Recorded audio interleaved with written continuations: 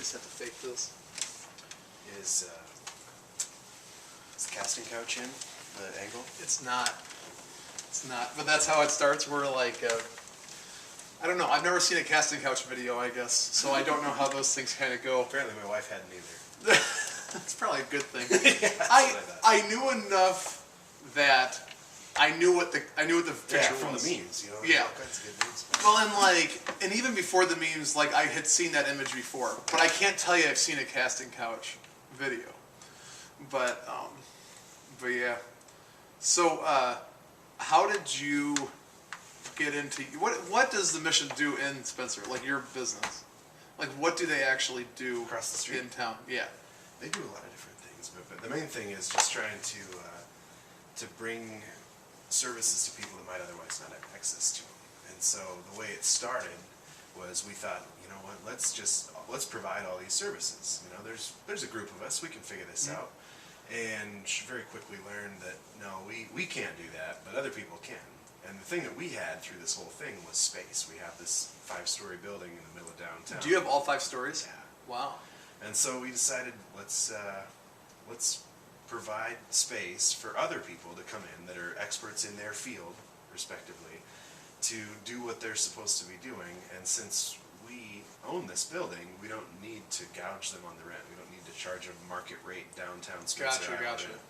And so it allows them to, you know, take their limited budget and focus the whole thing almost on their mission as opposed to their overhead and facilities and things like that. And so, and then in turn, it helps us out because we've become this one-stop shop for all these different social services and outreach programs. So, right. you know, half of them we run ourselves, and the other half are things that we have other people come in and basically office out of that building. But we all work together in this huge collaborative effort to just help people that may not have the means to help themselves.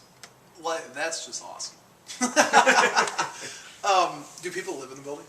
Not right now. That's the next step of the project. So we've got, right now, we own the whole building, but according to the city fire code, we cannot use the upper half of it for overnight guests yet.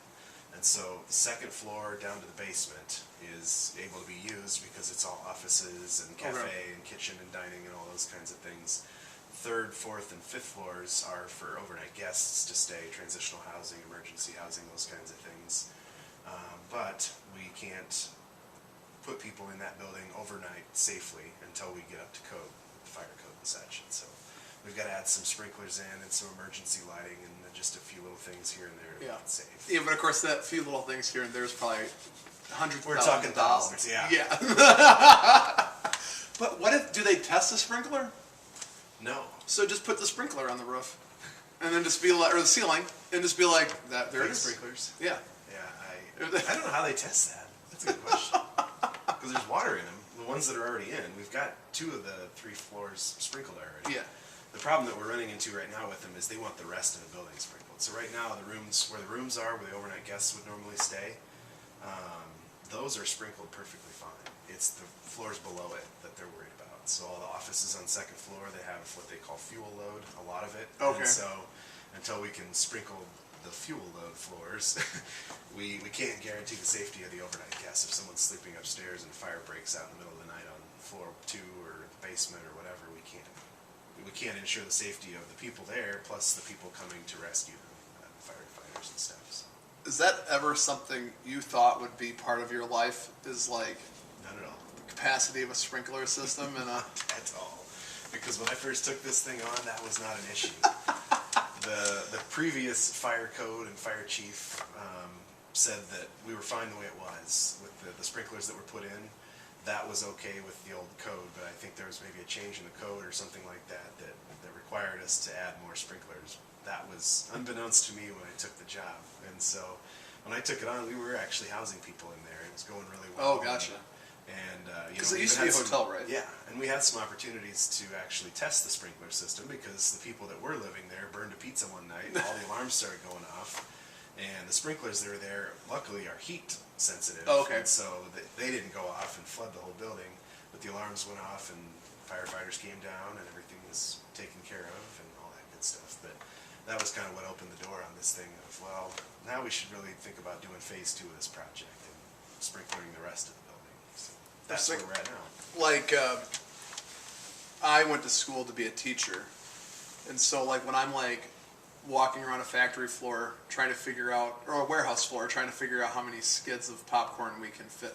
Just the term skid, you know what I mean? Or like, you know, where it's like I never thought that would be an aspect of my life, trying to figure that kind of stuff out. Other duties as assigned. Right, or filling out like a PO. Do teachers do that? Right. Like, is that a...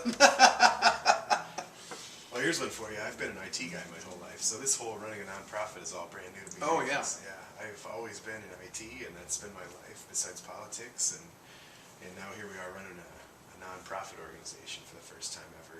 Yeah. I've been involved in several boards and committees that oversee nonprofit organizations, but never been the executive director, so that happened beginning of last year. Yeah. So I'm a little over a year into it, and learning as I go for the most part. And that's things where it's like, things that if you knew the trajectory of your life, things that you would do different, like in college, right? Like where I'm like, if I had, now, a lot of my job I think is teachable to anybody. But if I were to have like one of those, they have like a nonprofit, like a certified nonprofit endorsement. Yeah. That'd be kind of nice. Yeah. And that's where it's like, when it comes to like endowments and stuff like that, where it's like I have a working knowledge where like I can get someone to give money to an endowment. At the end of the day, I don't understand all the words. Yeah. It's like the stock market where I'm like, I know how to put money in there. And someday Yeah. maybe I'll give it back. yeah, and I've had discussions, I mean, this is a bad time for the stock market, obviously, and I've had discussions with people over the last couple of weeks where they're asking me questions on things, and I'm sitting there like, I'm answering them, but at the same time, I'm like, I don't know what all this is. Like, have you seen the movie Trading Places? It's been a while. It's one of those movies, because at the end, it's like it's the way they manipulate the stock market to, like, serve their purpose, but yet, I don't know how that works, and I think that maybe like a less of a percentage of people who have watched that movie are like, yeah, like that's. I think most people are like, well, you know, it makes sense to me, I guess. Like, oh man, that's probably all we need. I'm gonna turn that off. But so, I think